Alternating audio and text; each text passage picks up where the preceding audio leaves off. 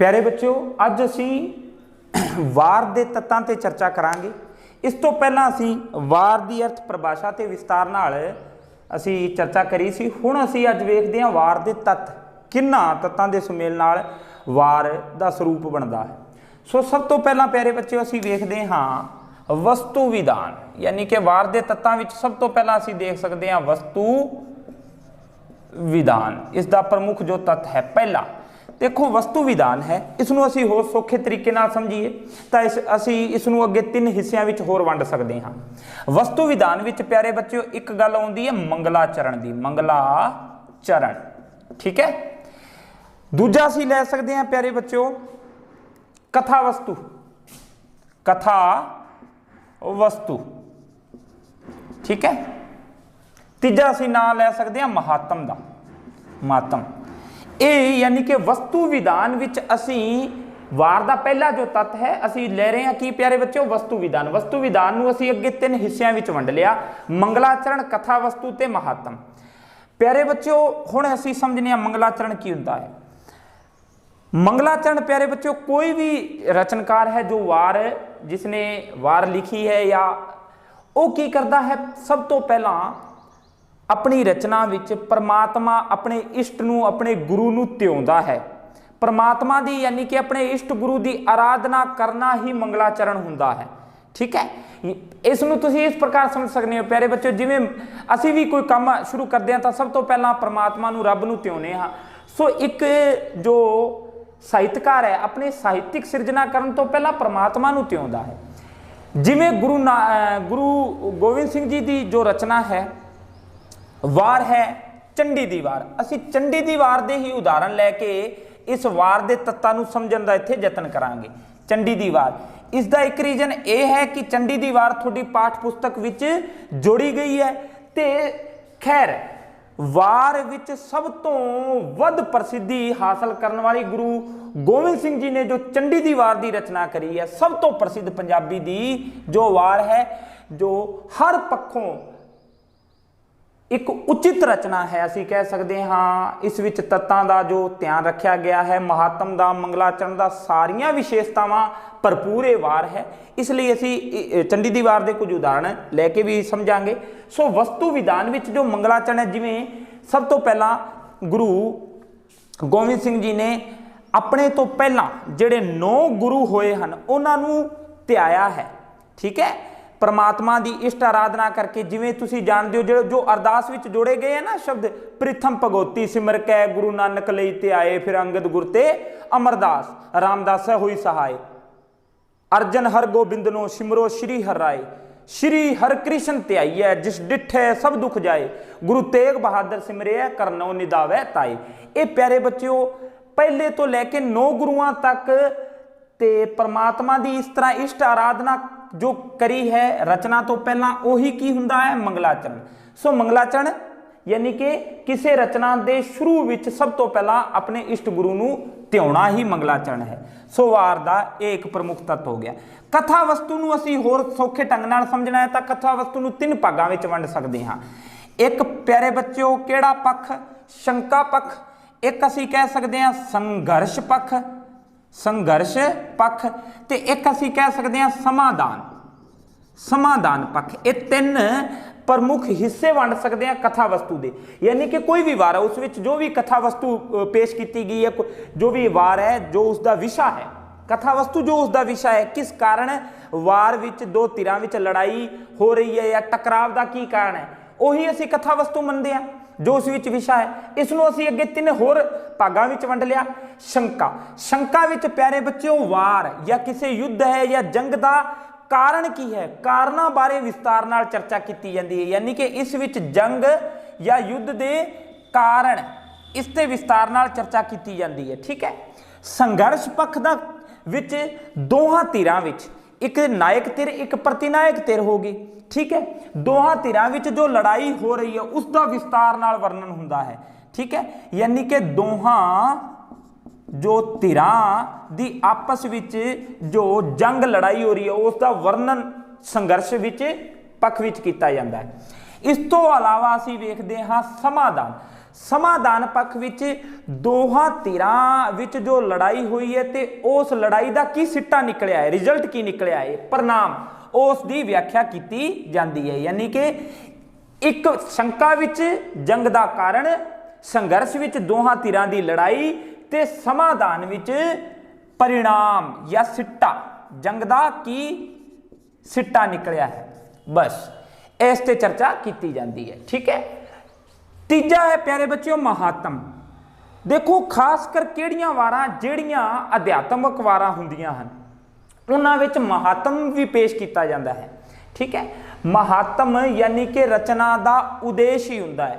जिवें चंडी दी वार विच गुरु गोबिंद सिंह जी ने महात्म दस्या है। ठीक है ना। तां अंत विच अंतम जो 17 हन उन्हां विच गुरु गोबिंद सिंह जी ने महात्म दस्या। सो महात्म अपने आप विच उद्देश्य हुंदा है रचना का। ठीक है। प्रयोजन रचना का की प्रयोजन सी। ठीक है।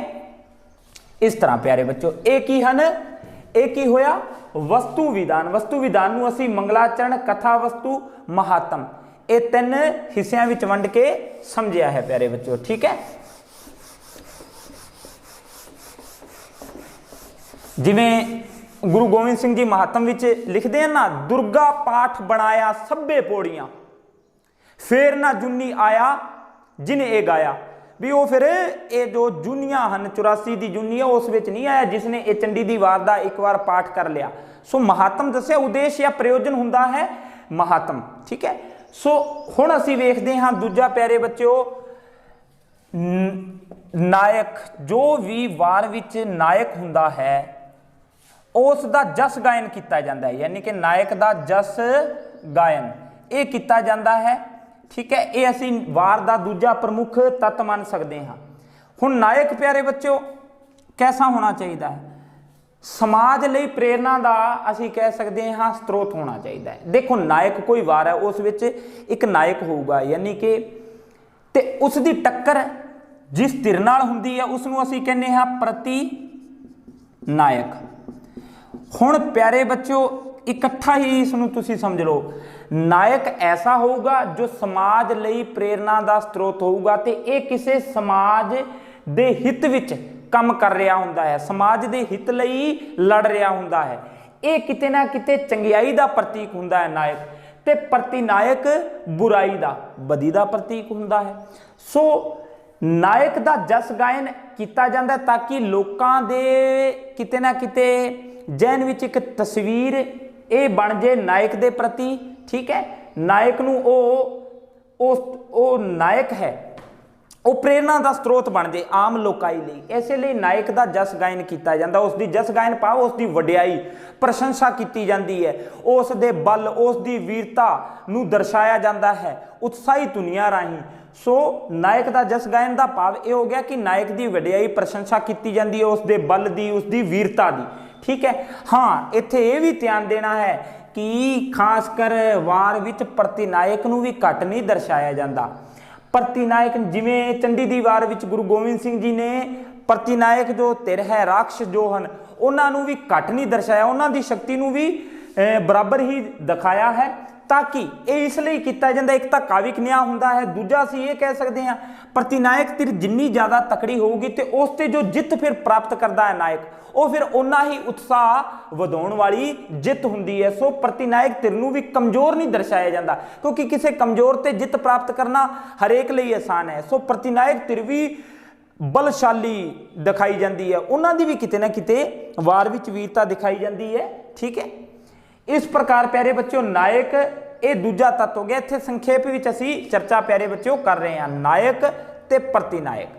ठीक है। जिवें चंडी दी वार विच माता दुर्गा नूं नायक ते जो राक्षण महिषासुर शुंभ है, निशुंभ है, रक्तबीज है उन्हां दी भी किते या राक्षां दी गल आई है, उन्हां नूं भी दस्सिया कि वो भी नहीं डर रहे सी, वो भी रण विच ऐन माता दुर्गा सामने कैबर तीर छड़ रहे सन, उसकी वीरता नूं भी दर्शाया गया है। सो नायक प्रतिनायक पर अंत विच तुहानूं पता है क्योंकि नायक समाज लई लड़ रहा हुंदा है, समाज के हित नूं लैके चंगियाई नूं लैके, इसलिए नायक दी अंत विच जित नूं दर्शाया दिखाया जाता है।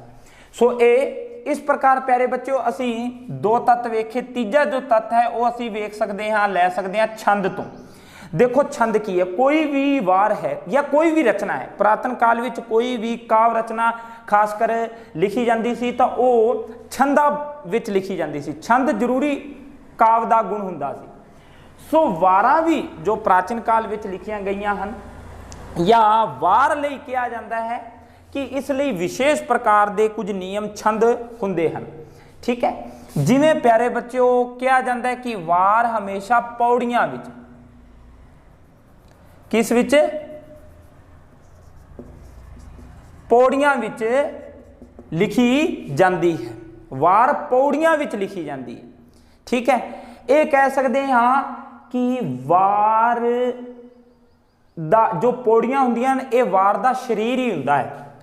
पौड़ियां की हुंदा, वार दा शरीर हुंदा, शरीर बनता है।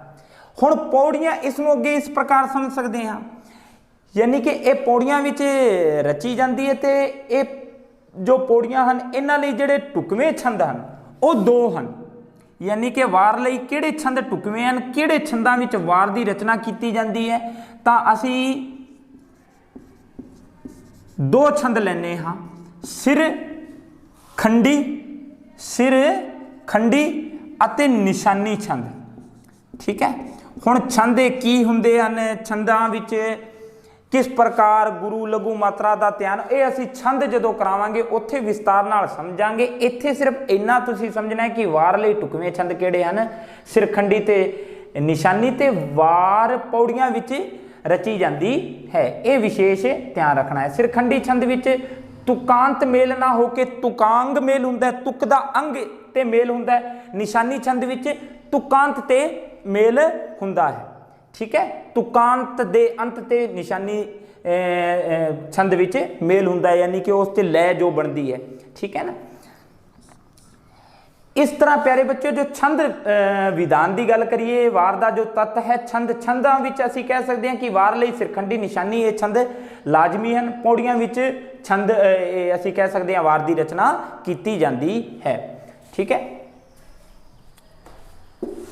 पौड़ियां विच तुक्कां की जो गिनती है 4 तो लैके असीं कह सकते हैं 17 तक हो सकती है, इस प्रकार। ठीक है, जिवें प्यारे बच्चों लख नगारे वज्जो, लख नगारे वज्जण आमो सामने, राक्ष रणों न भज्जे रोहे रोहेले, राक्ष रणों न भज्जण रोहे रोहेले, तन तन कैबर छड्डण दुर्गा सामने। ठीक है, इस प्रकार का कुछ मेरे पंक्तियां एट ए टाइम याद भी नहीं आ रही हैं। सो इस प्रकार दे यानी कि जो ये रचना जो असीं पढ़ते हाँ वार तां किते ना किते मन विच उत्साह आउंदा है। ठीक है, तो उत्साह किस कारण होता है, खासकर ये जो सिरखंडी ते निशानी छंद हैं ये इस प्रकार के छंद हैं कि ये भाषा नूं ओजस्वी भरपूर बना देंदे हैं। ठीक है, वीरता भरपूर, उत्साह भरपूर बना देंदे हैं। ठीक है, इस प्रकार हुण इस तो बाद असीं गल करते हैं प्यारे बच्चों अलंकारां दी, रस की भी चर्चा कर सकते हैं। रस ते अलंकार भी हरेक रचना विच, काव्य रचना विच असीं वेखदे हां अलंकार तां रस हुंदे हन। वार विच खासकर असीं जे कर करिए रस की गल तां रस इस विच प्यारे बच्चों वीर रसता दी तां प्रधानता हुंदी है, वीर रस की तां प्रधानता हुंदी है। वीर रस तो इलावा रुद्र रस भी हुंदा है किते ना किते। ठीक है, विरोधी प्रतिनायक धिर है, बदले की भावना जदों हुंदी है तां असीं कह सकते हैं कि रुद्र रस भी हुंदा है। ठीक है, बीपतस रस की भी कई थां ते जदों खून खराबे की गल आउंदी है तां बीपतस रस की भी असीं चर्चा कर सकते हैं। सो खासकर ये कुछ रस हैं जो वार विच वेखे जा सकते हैं। अलंकार खैर ज़्यादा नहीं मिलते, पर फिर भी असीं कह सकते हैं कि वार विच अलंकार भी वेखण नूं मिलते हैं। जिवें खासकर असीं कह सकते हैं श्रृंगार रस भी वेखण नूं मिलता है। ठीक है, ज़्यादातर असीं अति कथनी, अत कथनी अलंकार की वरतों वेख सकते हैं वार विच, क्योंकि जदों असीं कह सकते हैं जो सूरमे हुंदे हन उन्हां दे बल नूं विखाउण लई बढ़ा चढ़ा के, वधा चढ़ा के असीं कह सकते हैं बयान किया जाता है। सो अत कथनी अलंकार जरूर वेखण नूं मिलता है। ये चलदी चलदी प्यारे बच्चों असीं चर्चा कर रहे हैं। ठीक है, हुण इस तो बाद असीं वेख सकते हैं तत्त। अगला जो तत्त है वह असीं वेखदे हैं प्यारे बच्चों इतिहासिकता नूं भी लै सकते हैं, इतिहासिकता। हुण प्यारे बच्चों ये समझो भी कोई वार है या ਜੋ ਵਾਰ ਹੈ, ਵਾਰ ਵਿੱਚ ਜੋ ਵਿਸ਼ਾ ਹੁੰਦਾ ਹੈ ਜਾਂ ਤਾਂ ਇਤਿਹਾਸ ਨਾਲ ਸੰਬੰਧਿਤ ਹੈ, ਮਿਥਿਹਾਸ ਨਾਲ ਸੰਬੰਧਿਤ ਹੋਊਗਾ। ਮਿਥੀ ਗਈ ਰਚਨਾ ਵੀ ਹੋ ਸਕਦੀ ਹੈ, ਇਤਿਹਾਸਿਕਤਾ ਨਾਲ ਵੀ ਸੰਬੰਧਿਤ ਹੋ ਸਕਦੀ ਹੈ। ਇਸ ਲਈ ਇਤਿਹਾਸਿਕਤਾ ਦਾ ਹੋਣਾ ਇਸ ਵਿੱਚ ਜ਼ਰੂਰੀ ਹੈ। ਇਸ ਦਾ ਇਹ ਅਰਥ ਹੋਇਆ ਪਿਆਰੇ ਬੱਚਿਓ, ਜੋ ਵਾਰਕਾਰ ਹੈ ਉਸ ਨੂੰ ਇਸ ਗੱਲ ਦਾ ਜ਼ਰੂਰ ਧਿਆਨ ਰੱਖਣਾ ਹੁੰਦਾ ਹੈ ਕਿ ਇਤਿਹਾਸਿਕਤਾ ਤੋਂ ਪਰੇ ਦੀ ਜ਼ਿਆਦਾ ਗੱਲ ਨਾ ਕੀਤੀ ਜਾਵੇ। ਯਾਨੀ ਕਿ ਕਈ ਵਾਰ ਵਾਰਕਾਰ ਵਾਰ ਦੀ ਸਿਰਜਣਾ ਕਰਨ ਲੱਗਿਆਂ ਜੋ ਕਲਪਨਾ ਕਰਦਾ ਹੈ ਉਹ ਬਹੁਤ ਜ਼ਿਆਦਾ ਨਾ ਕਰੇ, ਕਲਪਨਾ ਓਨੀ ਹੀ ਹੋਵੇ ਜੋ ਇਤਿਹਾਸ, ਤਾਂ ਕਿ ਇਤਿਹਾਸ ਤੇ ਉਹ ਭਾਰੂ ਨਾ ਬਣ ਜਾਵੇ।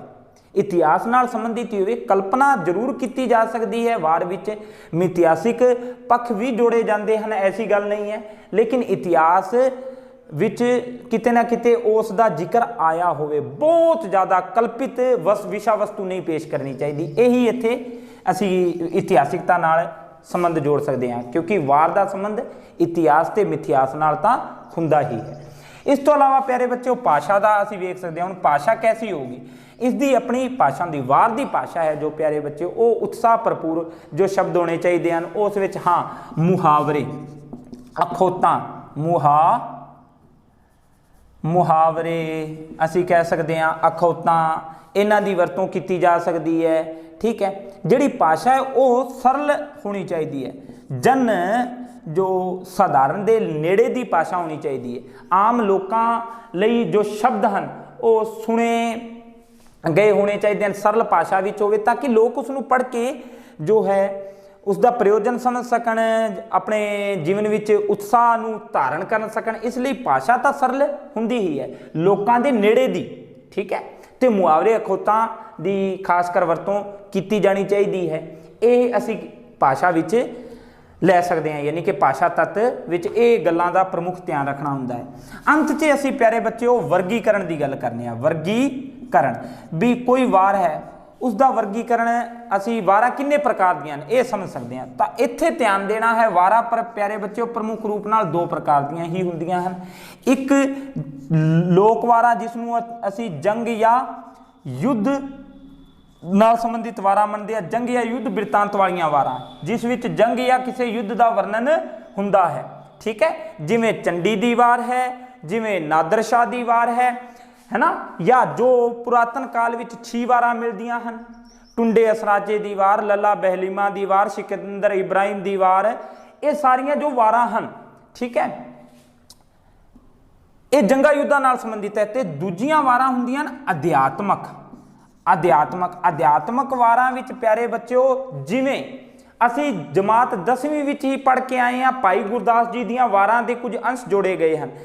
ਉਹ ਵਾਰਾਂ ਜਿਸ ਵਿੱਚ ਅਸੀਂ ਕਹਿ ਸਕਦੇ ਆਤਮਾ ਦੀ ਵਿਕਾਰਾਂ ਨਾਲ ਜੰਗ ਹੁੰਦੀ ਹੈ, ਲੜਾਈ ਹੁੰਦੀ ਹੈ, ਨੇਕੀ ਦੀ ਬਦੀ ਨਾਲ ਲੜਾਈ ਹੁੰਦੀ ਹੈ। ਠੀਕ ਹੈ, ਉਸ ਵਿੱਚ ਕੋਈ ਸਿਧਾਂਤ ਜੋ ਪੇਸ਼ ਕੀਤਾ ਜਾਂਦਾ ਹੈ, ਚੰਗਿਆਈ ਬੁਰਿਆਈ ਵਿੱਚ ਅੰਤ ਵਿੱਚ ਜੋ ਚੰਗਿਆਈ ਦੀ ਜਿੱਤ ਹੁੰਦੀ ਹੈ। ਇਸ ਤਰ੍ਹਾਂ ਅਧਿਆਤਮਿਕ ਵਾਰਾਂ ਵਿੱਚ ਤਾਂ ਖਾਸ ਕਰ ਇਸ ਪ੍ਰਕਾਰ ਦੇ ਵਿਸ਼ੇ ਲਏ ਜਾਂਦੇ ਹਨ। ਹੁਣ ਅਧਿਆਤਮਿਕ ਵਾਰਾਂ ਤੇ ਜੰਗਾ ਯੁੱਧਾਂ ਨਾਲ ਸੰਬੰਧਿਤ ਕੁਝ ਵਾਰਾਂ ਦੇ ਅਸੀਂ ਇਤਿਹਾਸ ਜਾਂ ਜੋ ਪੰਜਾਬੀ ਸਾਹਿਤ ਵਿੱਚ ਮਿਲਦੀਆਂ ਹਨ ਉਹਨਾਂ ਤੇ ਇੱਥੇ ਚਰਚਾ ਕਰੀਏ। ਜਿਵੇਂ ਜੰਗਾ ਯੁੱਧਾਂ ਨਾਲ ਸੰਬੰਧਿਤ ਵਾਰਾਂ ਪੂਰਵ ਨਾਨਕ ਕਾਲ ਵਿੱਚ ਪਿਆਰੇ ਬੱਚੋ 6 ਵਾਰਾਂ ਮਿਲਦੀਆਂ ਹਨ। ਠੀਕ ਹੈ, ਐਸੇ ਤਰ੍ਹਾਂ ਜੋ ਮੱਧ ਕਾਲ ਵਿੱਚ 3 ਹੋਰ ਪ੍ਰਮੁੱਖ ਵਾਰਾਂ ਮਿਲਦੀਆਂ। ਟੋਟਲ ਕਿੰਨੀਆਂ ਹੋ ਗਈਆਂ? 6 ਤੇ 3 9। ਇਹ ਐਸੀਆਂ 9 ਵਾਰਾਂ ਹਨ ਜੋ ਬਹੁਤ ਪ੍ਰਸਿੱਧ ਹੋਈਆਂ ਹਨ, ਪ੍ਰਮੁੱਖ ਹਨ। ਇਹਨਾਂ 9 ਵਾਰਾਂ ਦੀ ਧੁਨੀ ਤੇ ਹੀ ਅੱਗੇ ਚੱਲ ਕੇ ਜੋ ਗੁਰੂ ਗ੍ਰੰਥ ਸਾਹਿਬ ਵਿੱਚ 22 ਵਾਰਾਂ ਮਿਲਦੀਆਂ ਹਨ, ਉਹਨਾਂ 22 ਵਾਰਾਂ ਵਿੱਚੋਂ ਇਹ 9 ਵਾਰਾਂ ਦੀ ਧੁਨੀ ਤੇ 9 ਵਾਰਾਂ ਨੂੰ ਗਾਉਣ ਦਾ ਗੁਰੂਆਂ ਨੇ ਸਾਨੂੰ ਉਪਦੇਸ਼ ਦਿੱਤਾ ਹੈ। ਸੋ ਇਹ 9 ਵਾਰਾਂ ਤਾਂ ਜੰਗ ਯੁੱਧ ਨਾਲ ਸੰਬੰਧਿਤ ਹੋ ਗਈਆਂ, ਜਿਵੇਂ ਪਹਿਲਾਂ ਅਸੀਂ ਚਰਚਾ ਕਰੀ ਹੈ। ਠੀਕ ਹੈ, ਟੁੰਡੇ ਅਸਰਾਜੇ ਦੀ ਵਾਰ ਹੈ, ਸਿਕੰਦਰ ਇਬਰਾਹਿਮ ਦੀ ਵਾਰ ਹੈ, ਠੀਕ ਹੈ, ਮੂਸੇ ਦੀ ਵਾਰ ਹੈ, ਇਹ ਜੋ ਵਾਰਾਂ ਹਨ। ਠੀਕ ਹੈ, ਇਹ 9 ਵਾਰਾਂ ਤਾਂ ਕਿਹੜੀਆਂ ਹੋ ਗਈਆਂ? ਜੰਗ ਯੁੱਧ ਨਾਲ ਸੰਬੰਧਿਤ। 6 ਤਾਂ ਪੂਰਵ ਨਾਨਕ ਕਾਲ ਵਿੱਚ ਤੇ ਨਾਨਕ ਕਾਲ ਵਿੱਚ 3 ਮਿਲਦੀਆਂ ਹਨ। ਇਹਨਾਂ 9 ਵਾਰਾਂ ਦੀ ਧੁਨੀ ਤੇ ਹੀ ਅਧਿਆਤਮਿਕ ਵਾਰਾਂ ਜੋ ਗੁਰੂ ਗ੍ਰੰਥ ਸਾਹਿਬ ਵਿੱਚ ਮਿਲਦੀਆਂ ਹਨ ਉਹਨਾਂ ਨੂੰ ਗਾਉਣ ਦਾ ਉਪਦੇਸ਼ ਦਿੱਤਾ ਗਿਆ ਹੈ। ਸੋ ਅਧਿਆਤਮਿਕ ਵਾਰਾਂ ਦੀ ਜਦੋਂ ਅਸੀਂ ਗੱਲ ਕਰਦੇ ਹਾਂ ਤਾਂ ਅਧਿਆਤਮਿਕ ਵਾਰਾਂ ਵਿੱਚ ਪਿਆਰੇ ਬੱਚਿਓ ਅਸੀਂ ਲੈਂਦੇ ਹਾਂ ਪ੍ਰਮੁੱਖ ਰੂਪ ਨਾਲ ਗੁਰੂ ਗ੍ਰੰਥ ਸਾਹਿਬ ਵਿੱਚ 22 ਵਾਰਾਂ ਮਿਲਦੀਆਂ ਹਨ। 22 ਵਿੱਚੋਂ ਜਿਵੇਂ ਸਭ ਤੋਂ ਪਹਿਲੀ ਅਧਿਆਤਮਿਕ ਵਾਰ ਤਾਂ ਗੁਰੂ ਨਾਨਕ ਦੇਵ ਜੀ ਦੀ ਹੈ, ਆਸਾ ਦੀ ਵਾਰ। ਠੀਕ ਹੈ, ਆਸਾ ਦੀ ਵਾਰ, ਮਾਝ ਦੀ ਵਾਰ, ਮਲਾਰ ਦੀ ਵਾਰ, ਇਹ 3 ਵਾਰਾਂ ਤਾਂ ਪਹਿਲੇ ਪਾਤਸ਼ਾਹ ਦੀਆਂ ਮਿਲਦੀਆਂ ਹਨ। ਠੀਕ ਹੈ। ਐਸੇ ਪ੍ਰਕਾਰ ਪਿਆਰੇ ਬੱਚਿਓ ਤੀਜੇ ਜੋ ਗੁਰੂ ਹਨ, ਤੀਜੇ ਗੁਰੂ ਦੀਆਂ 4 ਵਾਰਾਂ ਮਿਲਦੀਆਂ ਹਨ, ਚੌਥੇ ਗੁਰੂ ਦੀਆਂ 8 ਵਾਰਾਂ ਮਿਲਦੀਆਂ ਹਨ ਤੇ ਪੰਜਵੇਂ ਗੁਰੂ ਗੁਰੂ ਅਰਜਨ ਦੇਵ ਜੀ ਦੀਆਂ 6 ਵਾਰਾਂ ਮਿਲਦੀਆਂ ਹਨ। 8 ਤੇ 6 14 ਤੇ 4 18 ਤੇ 3 21, 21 ਇਹ ਵਾਰਾਂ ਤੇ ਇੱਕ ਵਾਰ ਮਿਲਦੀ ਹੈ ਸੱਤੇ ਅਤੇ ਬਲਵੰਡ ਦੀ। ਠੀਕ ਹੈ। ਸੱਤੇ ਅਤੇ ਬਲਵੰਡ ਦੀ ਜੋ ਵਾਰ ਮਿਲਦੀ ਹੈ, ਇਸ ਤਰ੍ਹਾਂ ਟੋਟਲ ਕਿੰਨੀਆਂ ਵਾਰਾਂ ਹੋ ਗਈਆਂ? 22। ਇਹ 22 ਵਾਰਾਂ ਗੁਰੂ ਗ੍ਰੰਥ ਸਾਹਿਬ ਵਿੱਚ ਅਧਿਆਤਮਿਕ ਵਾਰਾਂ ਹਨ। ਠੀਕ ਹੈ। ਇਸ ਤੋਂ ਇਲਾਵਾ ਅਸੀਂ ਕਹਿ ਸਕਦੇ ਹਾਂ 39 ਹੋਰ ਵਾਰਾਂ ਹਨ ਜੋ ਭਾਈ ਗੁਰਦਾਸ ਜੀ ਦੀਆਂ, ਜਿਨ੍ਹਾਂ ਦੀ ਰਚਨਾ ਨੂੰ ਗੁਰੂ ਗ੍ਰੰਥ ਸਾਹਿਬ ਦੀ ਕੁੰਜੀ ਦਾ ਮਾਣ ਬਖਸ਼ਿਆ ਗਿਆ ਹੈ। ਸੋ 39 ਵਾਰਾਂ ਭਾਈ ਗੁਰਦਾਸ ਜੀ, ਜਿਨ੍ਹਾਂ ਨੂੰ ਅਸੀਂ ਭਾਈ ਗੁਰਦਾਸ ਪਹਿਲਾ ਮੰਨਦੇ ਹਾਂ, ਤੇ ਭਾਈ ਗੁਰਦਾਸ ਦੂਜਾ ਹੈ। ਦੋ ਰਚਨਾਵਾਂ ਉਹਨਾਂ ਦੀਆਂ ਵੀ 2 ਵਾਰਾਂ ਮਿਲਦੀਆਂ ਹਨ। ਟੋਟਲ ਕੁੱਲ ਮਿਲਾ ਕੇ ਇਸ ਤਰ੍ਹਾਂ 39 ਤੇ 2 ਇਹ 41 ਤੇ 22 ਇਹ ਟੋਟਲ ਕੁੱਲ ਮਿਲਾ ਕੇ ਅਸੀਂ ਕਹਿ ਸਕਦੇ ਹਾਂ 63। ਇਹ 63 ਅਧਿਆਤਮਿਕ ਵਾਰਾਂ ਮਿਲਦੀਆਂ, ਜਿਨ੍ਹਾਂ ਦਾ ਵਿਸ਼ਾ ਪ੍ਰਮੁੱਖ ਰੂਪ ਨਾਲ ਕੀ ਹੈ? ਇਸ ਵਿੱਚ ਆਤਮਾ ਦੀ ਵਿਕਾਰਾਂ ਨਾਲ ਜੰਗ ਦਿਖਾਈ ਜਾਂਦੀ ਹੈ, ਜਾਂ ਅਸੀਂ ਕਹਿ ਸਕਦੇ ਹਾਂ ਚੰਗਿਆਈ ਦੀ ਬੁਰਾਈ ਤੇ ਜਿੱਤ ਦਿਖਾਈ ਜਾਂਦੀ ਹੈ। ਠੀਕ ਹੈ। ਇਸ ਪ੍ਰਕਾਰ ਤੇ ਬਾਕੀ ਜੰਗ ਯੁੱਧ ਨਾਲ ਸੰਬੰਧਿਤ ਵਾਰਾਂ ਮਿਲਦੀਆਂ ਹੀ ਹਨ, ਜਿਵੇਂ ਨਾਦਰ ਸ਼ਾਹ ਦੀ ਵਾਰ ਤੇ ਸਭ ਤੋਂ ਪ੍ਰਸਿੱਧ ਚੰਡੀ ਦੀ ਵਾਰ, ਜੋ ਦਸ਼ਮੇਸ਼ ਪਿਤਾ ਗੁਰੂ ਗੋਬਿੰਦ ਸਿੰਘ ਜੀ ਨੇ ਇਸ ਦੀ ਰਚਨਾ ਕਰੀ ਸੀ। ਸੋ ਇਹ ਪਿਆਰੇ ਬੱਚਿਓ ਥੋੜੀ ਸੰਖੇਪ ਚਰਚਾ ਸੀ ਕਰੀ ਹੈ ਵਾਰ ਦੇ ਤੱਤਾਂ ਤੇ, ਇੱਥੋਂ ਤੱਕ ਯਾਦ ਕਰੋ। ਸੋ ਧੰਨਵਾਦ।